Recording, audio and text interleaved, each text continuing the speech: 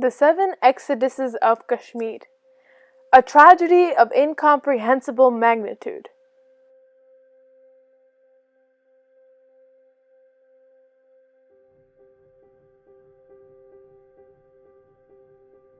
Named after Kashyap Rishi, Kashmir started as a land of great natural beauty and religious harmony. From the mountains to the valleys to the lakes, there were no words to describe its beautiful landscape other than paradise on earth. One can only experience the serenity and peace found in Kashmir's borders.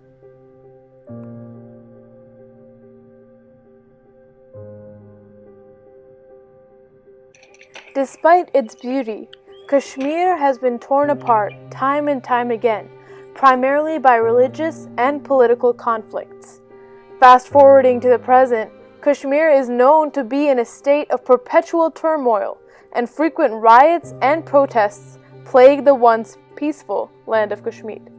The first exodus of Kashmir. This exodus lasted from 1389 to 1413.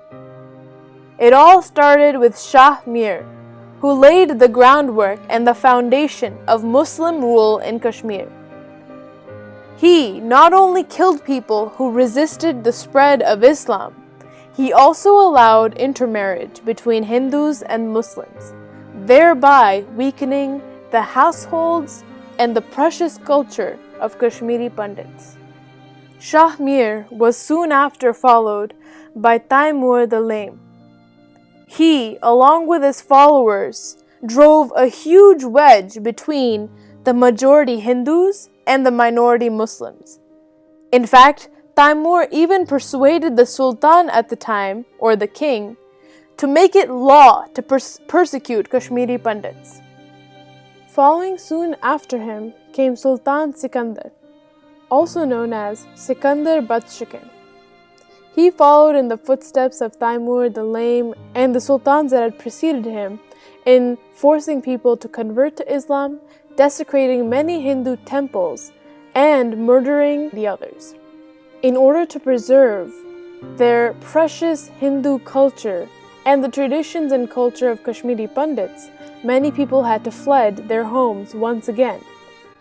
As a result, after the first exodus of Kashmir, only 11 Kashmiri Pandit families stayed in Kashmir. Next up is the second exodus of Kashmir, which lasted from 506 to 1585.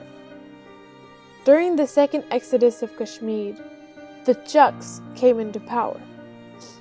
Now the Chucks were a group that had become a part of the army when Shah Mir came into power in Kashmir.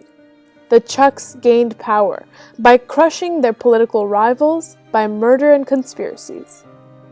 They were no less ruthless than the rulers who had come before them. Fatah Khan, from 1506 to 1516, with Shams Chak and Musa Reina, who were his prime ministers, demolished many Hindu places of worship and tried to remove all traces of infidelity and idol worship from Kashmir. This was also known as the Dark Ages or the Dark Period in Kashmiri history because it was the ruthless era of the Chucks. The Chucks were actually Shia Muslim, whereas the rulers who had come before them were Sunni. They, like the others, forcibly converted many Brahmin families to Islam. Although the Kashmiri Pandits had some hope in Pandit Nirmal Kant, a scholar, and sent a plea to Musa, the prime minister at the time, he was ruthless and pitiless and threw them in jail. Qazi Chak, the next prime minister, was even more ruthless. He persecuted 900 Kashmiri Pandits every day. In order to forcibly convert some of the Hindus, he force-fed them beef so that they, in order to live with themselves, had to convert to Islam. Moreover, thousands of cows were slaughtered every week just because the Muslims knew that Hindus worshipped cows. As a result of this, of all the violence, and of all the punishments for being Hindus, there was a massive exodus where many Kashmiri Pandits once again fled to never return.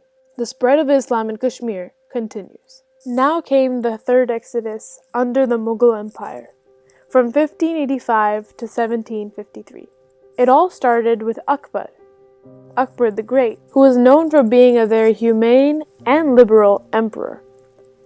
Akbar embraced the idea of letting religions coexist and allowed Kashmiri Pandits to come back into Kashmir and worship their religion freely. Not only that, he removed the jizya or the poll tax that was imposed on Kashmiri Pandits during the reigns before him. Just when Kashmiri Pandits started to feel back at home in their own homeland of Kashmir, came his son, Jahangir Khan. He did not believe in the same religious tolerance that Akbar had believed in. With him, Shah Jahan and Aurangzeb were also interested in the torture and mass extermination of Kashmiri Pandits. Aurangzeb, one of the most ruthless leaders, immediately acted upon converting all of India to Islam, including Kashmir. He used violence and reimposed the jizya or the poll tax that Akbar had removed. The first step that Aurangzeb did was to exterminate all Hindu scholars because he believed that they would slow down the process of conversion. Thousands of Kashmiris were converted to Islam or moved to neighboring regions to continue practicing Hinduism.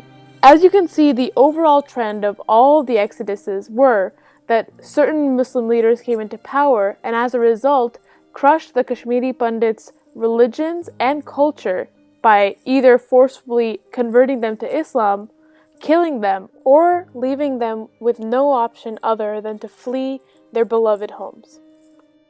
This trend continues in the 4th, 5th, 6th, and 7th exoduses. Now comes the 4th exodus of Kashmir in 1753, which was under the rule of the Afghan governors.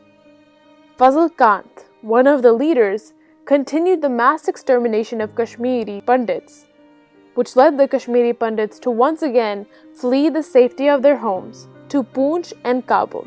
Kashmiri Pandits were physically tortured in the most ruthless fashion and had to suffer much emotional and spiritual anguish. The 4th exodus came to an end when the Sikhs finally captured Kashmir, ending the rule of the ruthless Afghan governors and bringing a little bit more peace.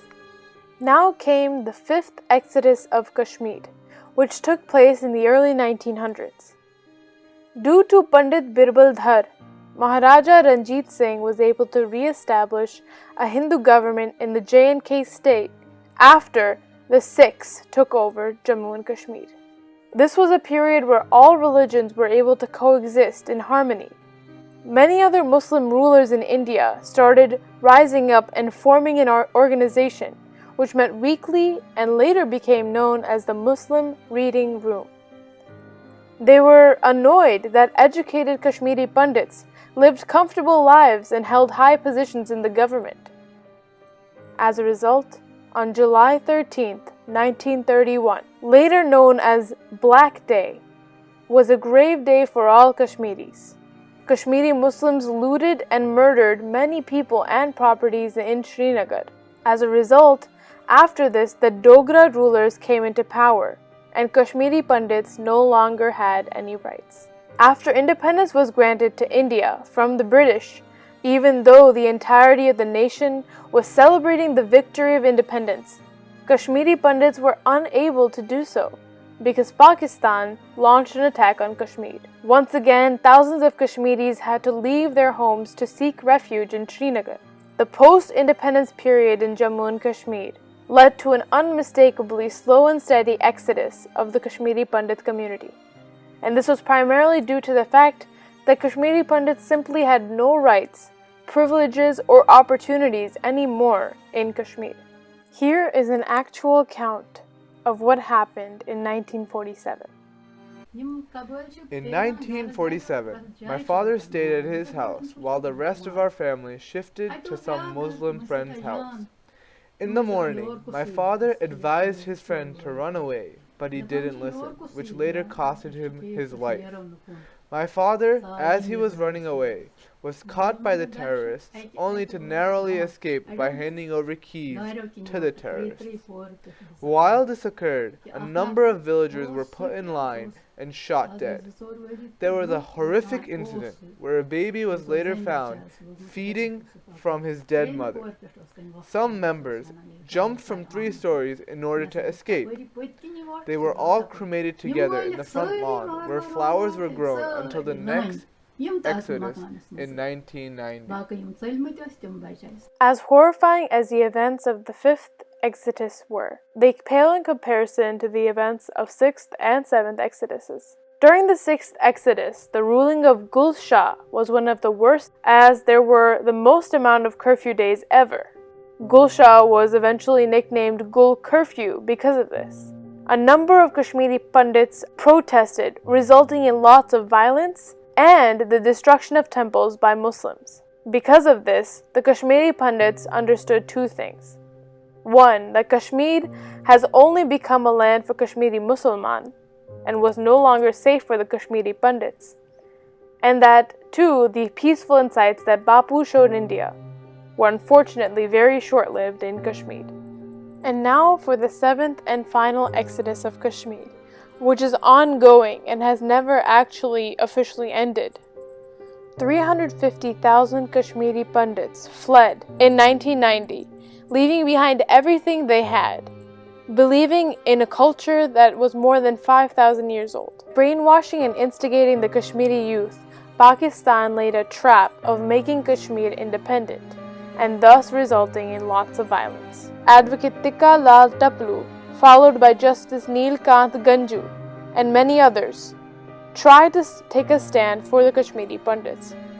Unfortunately, many Kashmiri Pandits suffered brutal torture, where red-hot knives were touched to their eyes, their tongues were pulled out and cut in half with scissors, youths were kidnapped, tortured, shot with multiple bullets, and then were thrown into the Jhelum River. One lady was ripped apart into 2 with a saw. Threatening letters were pasted on doors in temples to either Tsalu, Galu, ya Ralu, which means to run, die, or accept Islam. There was a saying at this time that Kashmir mein agar rehna hai, Allahu Akbar kehna hai. The 7th Exodus in Kashmir is still not officially over, with Kashmir still in a state of political and religious turmoil. The struggle continues for the thousands of Kashmiri Pandits all over the world.